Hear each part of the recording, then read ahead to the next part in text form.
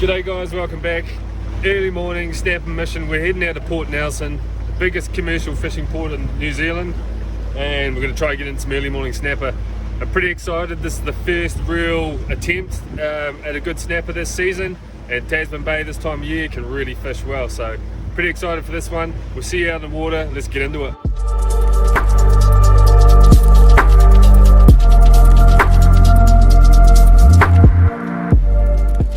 Alright guys, we're out here, we just dropped the pick. We're going to get this burley in the water, get that working, and then get these rods in. Sun's just coming up and conditions are absolutely perfect. It's so calm out here. I always like to use burley when I'm snapper fishing. Actually, I like to use burley regardless of what I'm targeting, but especially when I'm snapper fishing. So today we have a mixture of all the old cray bodies and shells from the last few crays that we've been eating. We've got minced up mackerel, minced up fish frames of everything really, kahawai mackerel, yellow-eyed mullet, and I am just having a nightmare trying to untangle this line. Alright, let's dump this burley in the water.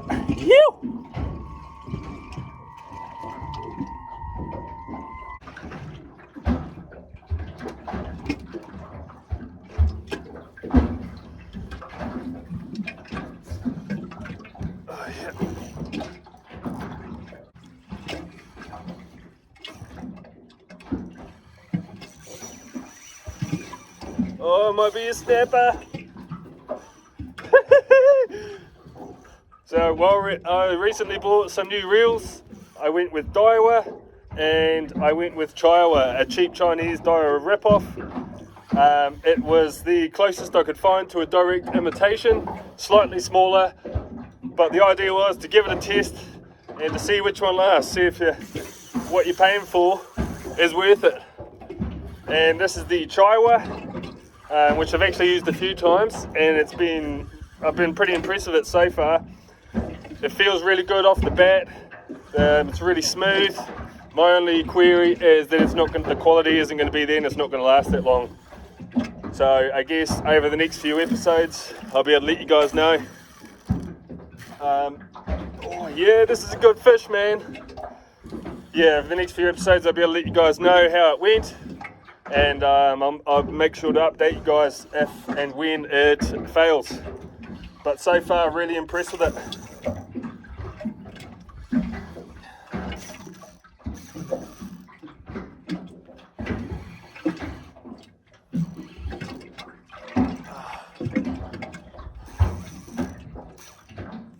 Oh, I think we've got a good snapper here, guys.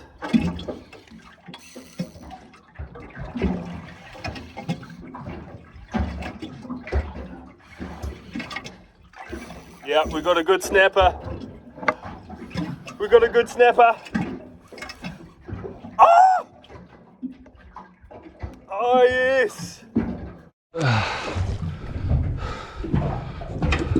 All right, we're out here for a feed, so I'm going to be gaffing these. As you can't really catch and release out here, it's too deep.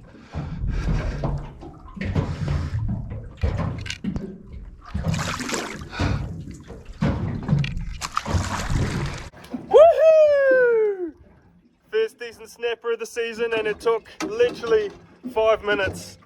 Woohoo! Oh man, that is a beautiful snapper. That is absolutely beautiful. Look at that. Woohoo! Yeah, boy. 5 minutes in. Oh, look how fat he is, or she. I don't know yet, but that is perfect eating condition, man. Absolutely perfect. I'm super stoked. That was on the Chaiwa, and we might have another one on actually. On the salt ice.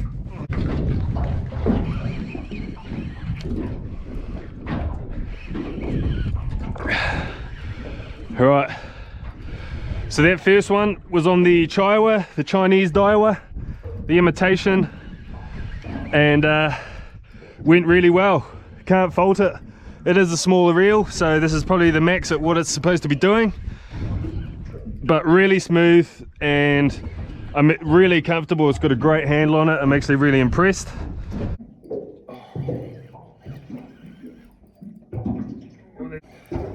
This is on the actual Daiwa reel, and man, it feels so much smoother, higher quality, way more drag. Oh, you beauty.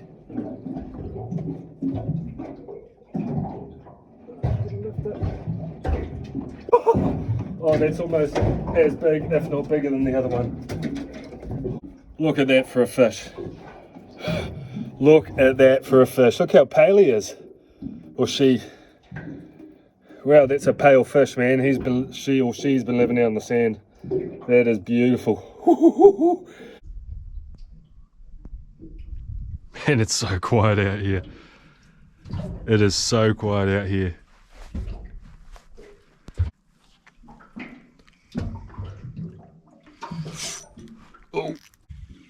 Oh yeah, that's a big fish. Oh, what is that?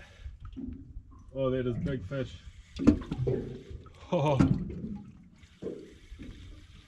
Oh, it's actually not fighting too much. Oh yeah, she's a snapper. Where is it? Oh, I can see colour. Oh, it's a big snapper. Oh, it's a big snapper. Oh, you beauty.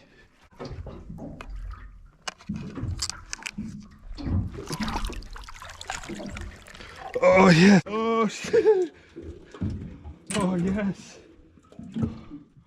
Holy Moses.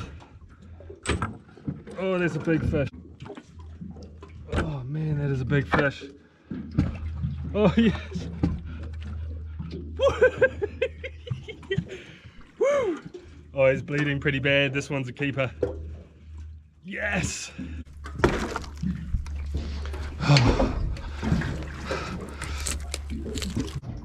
Hey, look how beautiful that sunrise is. It's just beautiful out here on mornings like this. Absolutely glass, absolutely dead flat. So the reason I'm keeping that is because out here at this time of year you really can't catch anything smaller than that. Plus I'm at a depth where the survivability is super low. They just swell up, they're almost dead by the time they get to the surface.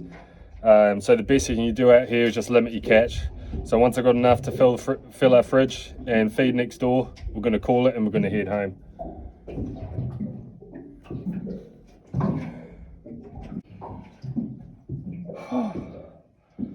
Man, that's a bit of excitement.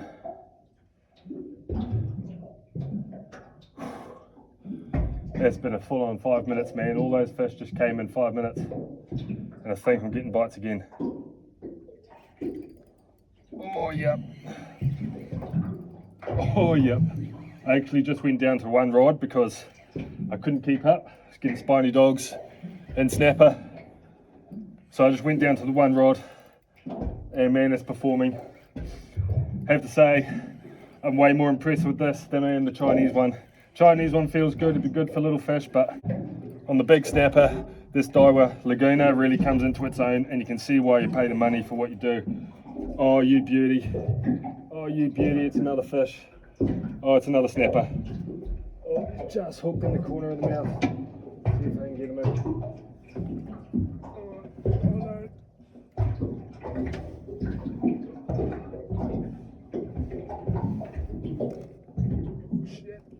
Yes, yes, yes, yes! Woo!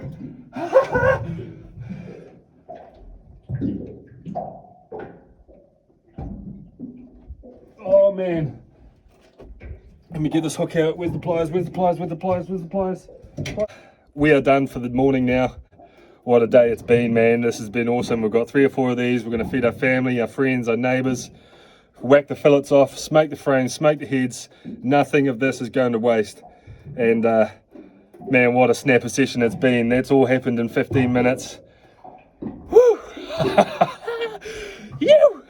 What an absolute ripper of a morning. That was amazing. That was one of the better snapper sessions I've ever had out here. I want to treat them with the utmost respect as much as I can. I want to look after them, get them cooled, look after that flesh, and get the best eating quality I possibly can out of them. So you really want to look after your snapper. It can go quite mushy if you don't get it cold straight away. So pull out the fish, dig out the ice, put it all back on top of the fish, tiny bit of water in there to get it a bit of a slurry, and we're going to punch back into port.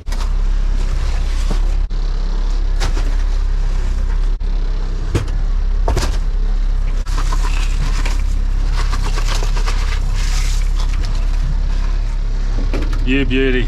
I'm going to clean up the carnage. The boat's a bit of a mess, so it got a bit hectic there. But quick verdict on those 2 reels. You get what you pay for. That Daiwa definitely came into its own on those bigger fish.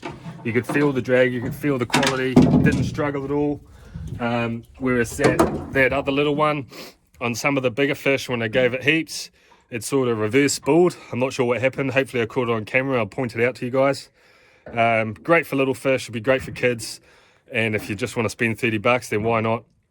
But you really can't beat quality. So there we go. We'll see how long it lasts. We'll see how long the Daiwa lasts as well. I use them both at the same time, every time. They're treated the same, everything. So it'd be a good comparison to see about the longevity of the 2. One thing I do want to say though is, at least with the Daiwa reel, you are supporting a level of work standard, you know, work conditions, work environment. Whereas the one that's come from China, you really don't know where it's came from, who put it together, what conditions they're working in. So I think that in itself is a good enough reason not to go with those cheap ones. If you want to see more, hit the subscribe button. I'm going to start punching back in, have some breakfast, and get into cutting up these fish.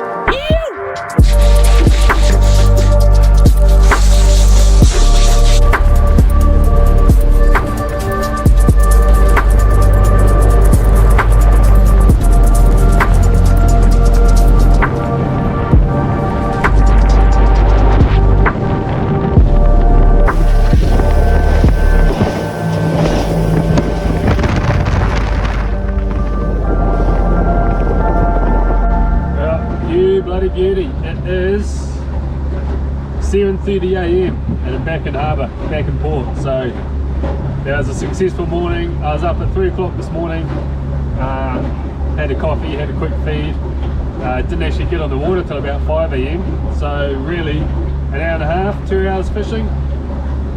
That's a pretty successful mission. Get the boat on the trailer and head home. I'll let this fish settle nice, let it firm up a bit, and then I'll get into the processing. So I'll see you then.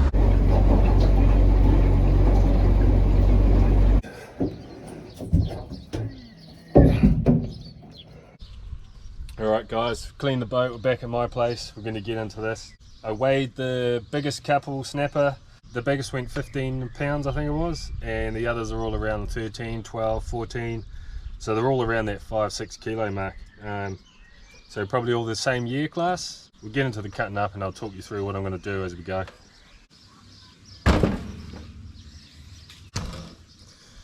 So these have been on ice for a couple of hours, so this fully solid rigor mortis is kicked in and it makes it easier to fillet them.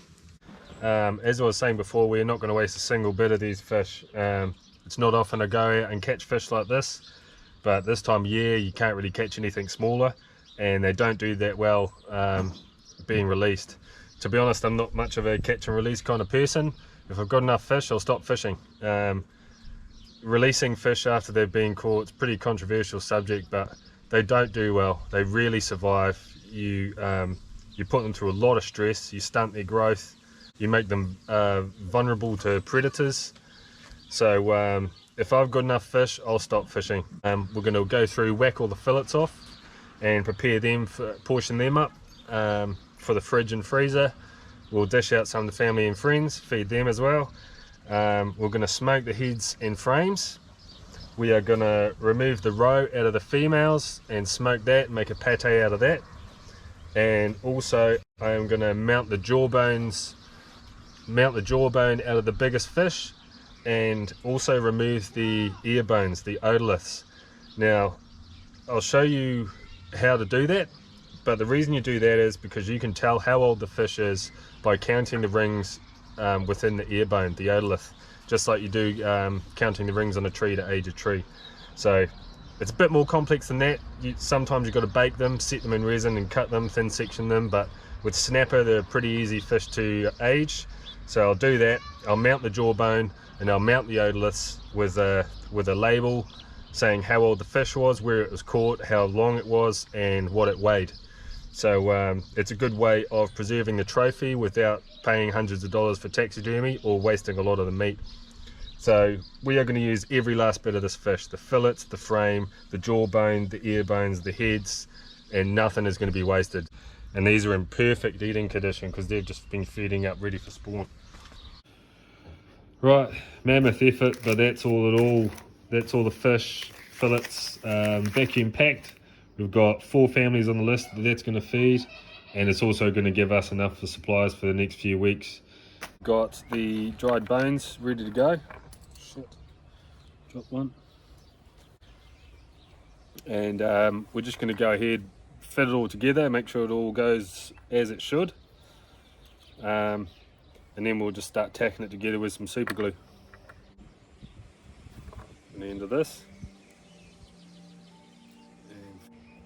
Now, the good thing about super glue is it dries quick, so you can get it pretty tacky relatively quick, which allows you to put it together faster, and then you can finish it off with another stronger glue that will fill out any gaps.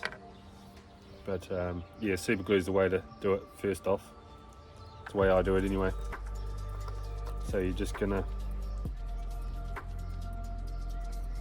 put a tiny bit of glue on the points of contact. There's no point putting it anywhere where there's no point of contact, because it's not going to stick together to anything. And just a bit of a jigsaw puzzle really. It's easy if you remember where things come when you're pulling the bones out of the head, but it's not that hard to work out if you forget. Now, I did pull the odorless out, and I've got those at work. When I've got some time at work, I'll read those for you guys. Don't know when that's going to be because I'm pretty busy at the moment, and we just broke up for Christmas, so unfortunately I won't chuck it in this video, but I will do it down the track, and I'll give you some more information on how old that fish was. And yeah, if you guys are interested in that, maybe I can do that with some other fish as well. So I was saying, with the odorless, the ear bones, when you pull them out, you can count the rings like the rings in a tree.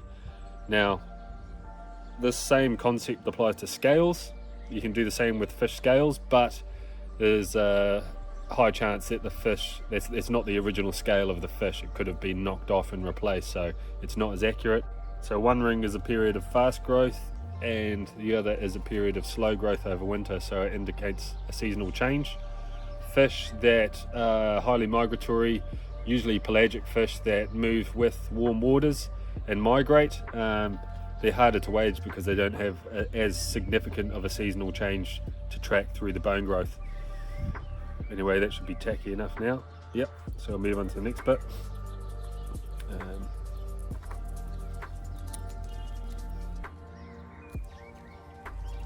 just put it where it needs to be.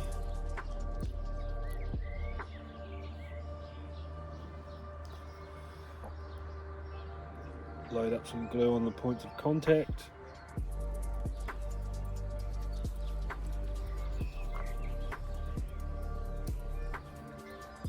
Let that glue set. Put the top together onto the bottom jaw. It's been a while now. It's late afternoon, and this is all fully dried. These segments are all fully dried now. So we're just going to go ahead and glue the top and bottom together. So the way I do that is, the top doesn't have much to actually hold it, so this is the trickiest part. But once you've got it tacked, you can fill it with a proper adhesive, like I was saying before. So you're just going to lay it out, put the bottom down, and use gravity to prop it up. Obviously, when the fish is alive, it's got a whole bunch of connective tissue that holds all this together. And once you've bored the head down, you lose all of that. So can be a bit tricky to get it all done, but it's not impossible. So once you've got it all there resting, just going to go ahead and apply some glue along the points of contact along here, and the points of contact along here, this side and on this side, and then down here. So we'll go ahead and do that now, and then we'll just let this sit.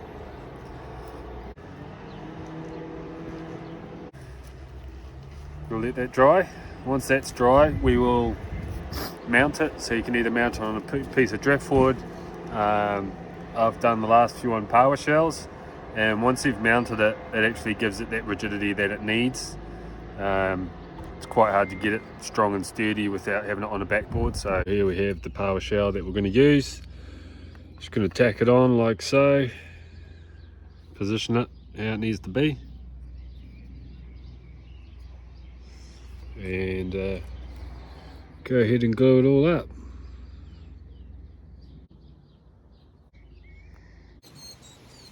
Well, that's our finished product, snapper jaw. Now I'll go and print a label and have the length, weight and area caught, and I can stick that on the back. I might actually get an offcut of wood. We've got some wood here. So it's a crayfish molting that I found diving, so don't worry, it's not a real one. But yeah, I've got some old offcuts of wood. I might cut up a slab of that and stick it on that. Then on the back I can have all the details, but that's it. It looks pretty nice on the wall. The power gives it a bit of colour, and the teeth give it the attitude.